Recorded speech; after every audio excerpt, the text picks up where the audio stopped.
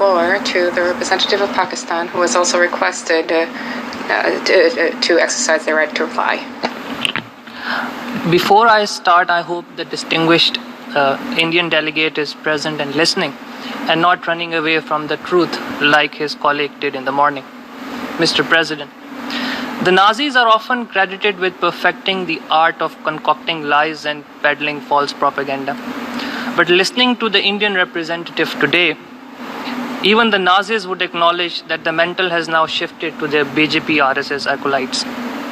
The Indian right of reply was another shameful attempt to deflect attention from the real issues. India, however, will not be able to escape accountability for its crimes. In his statement today, the Prime Minister of Pakistan shed a spotlight on Mr. Modi's India, which is defined by its oppressive and brutal occupation of the land and resources of... I now give the floor to the representative of Pakistan, who has also requested to exercise their right to reply. Before I start, I hope the distinguished Indian delegate is present and listening and not running away from the truth like his colleague did in the morning. Mr. President, the Nazis are often credited with perfecting the art of concocting lies and peddling false propaganda.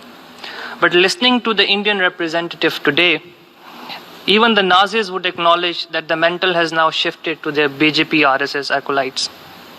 The Indian right of reply was another shameful attempt to deflect attention from the real issues. India, however, will not be able to escape accountability for its crimes.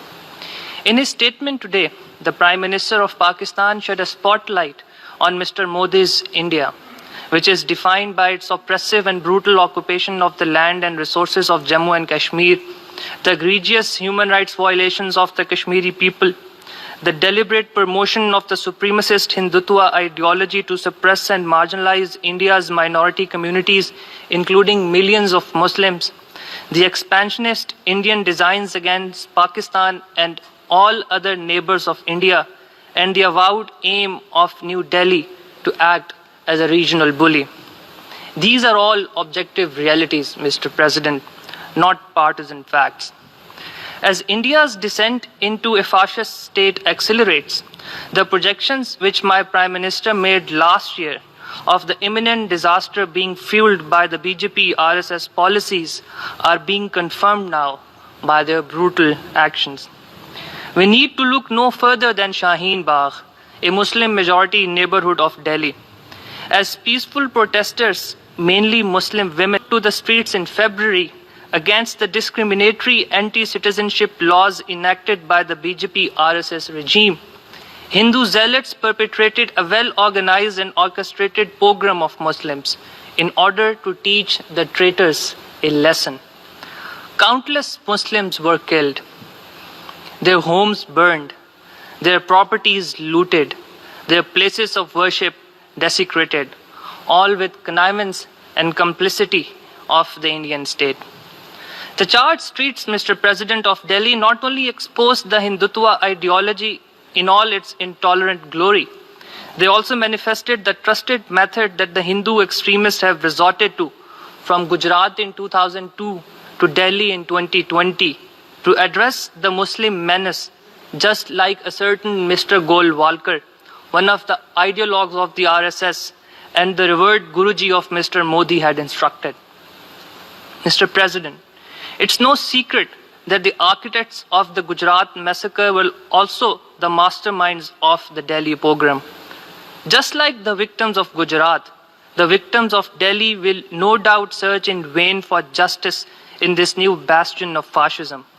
Meanwhile, the perpetrators of these crimes will continue to enjoy impunity and will be encouraged to spill more Muslim blood to further consolidate their hold on power and to eliminate all vestiges of India's Islamic heritage by destroying its grand mosques and monuments, just like they did with the Babri Masjid, and an attempt to change India's history by obliterating the 1,000 years of Muslim civilization and culture. It's a tragedy, Mr. President, that state institutions in India have also become the willing agents of this ominous Hindutva agenda. A former Chief Justice, whose last act before retirement was to hand over the site of the destroyed Babri Mosque to the Hindu extremists to construct a Hindu temple in its place, was immediately rewarded with membership of the Indian Parliament. Mr. President, in Jammu and Kashmir, India has no other claim than that of a military occupier. India is compelled to use naked force to impose its occupation on an unwilling and oppressed people. Ask the people of Jammu and Kashmir and they will tell you emphatically, Jammu and Kashmir is not a part of India. It never was and it never will be. The state of Jammu and Kashmir is an internationally recognized disputed territory. As decreed by the Security Council, the final disposition of the state will be made in accordance with the will of the people, expressed through democratic methods of a free and impartial plebiscite under the auspices of the United Nations. The indigenous Kashmiri freedom struggle, Mr. President, seeks to realize the implementation of the resolutions of the Security Council in exercise of their inalienable right to self-determination. The Kashmiris have a legitimate right to resist Indian occupation by all means at their disposal. This just struggle cannot be denigrated or described as terrorism. It is the occupying state which is guilty of terrorism against the occupied people.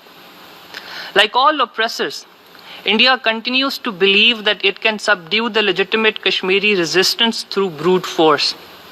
In its playbook, the alternative to suppression is even more suppression. But like all colonial oppressors of the past, India will fail in its strategy of occupation and oppression. Kashmir will be free one day. This is not only a lesson of history, it is also an imperative of justice, Mr. President. As Martin Luther King famously said, the arc of the moral universe is long, but it bends towards justice. The Kashmiris are not alone in their just struggle. The people of Pakistan, people of the Islamic world, and indeed all freedom-loving people of the world are with the valiant people of Indian-occupied Jammu and Kashmir. Mr. President, we do concede that India knows a lot about terrorism. It is, to use a popular expression, the mothership of terrorism which holds a patent over state sponsorship of terror.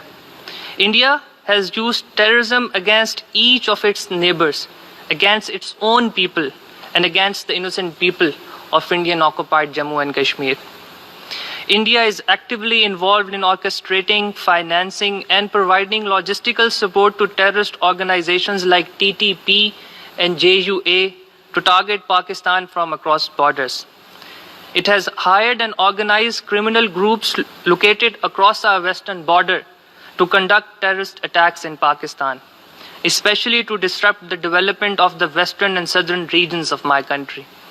Commander Kulbhushan Yadav, an Indian intelligence agent captured by Pakistan, has confessed that he was organizing and supporting these criminal groups to perpetrate terrorism in Pakistan. Pakistan and our entire region faces Hindutva terrorism as well, Mr. President. The BJP RSS extremists continue to espouse the fiction of Akhand Bharat or Greater India, which represents their desire for a unified subcontinent dominated by the Hindu religion, where minorities either convert to Hinduism or become second-class citizens. And Mr. President, the Indian government is also responsible for the worst form of state terrorism against the oppressed people of illegally occupied Jammu and Kashmir. Over 100,000 Kashmiris have lost their lives under the brutal Indian occupation spanning over 7 decades. Not one Indian soldier has been punished for crimes against humanity and these atrocities. Despite India's wishes, the international community can clearly see through the Indian hoax of presenting itself as a victim of terrorism. Mr. President, we must confront and defeat terrorism in all its forms and manifestations. This goal cannot be accomplished without confronting the terrorism of hate and ambition which currently emanates from fascist ideologies, including Hindutva extremists in India. Instead of tilting at windmills, India would be better served to put its own house in order and to strive for regional peace based on equality and mutual respect and a peaceful settlement of disputes. I thank you, Mr. President.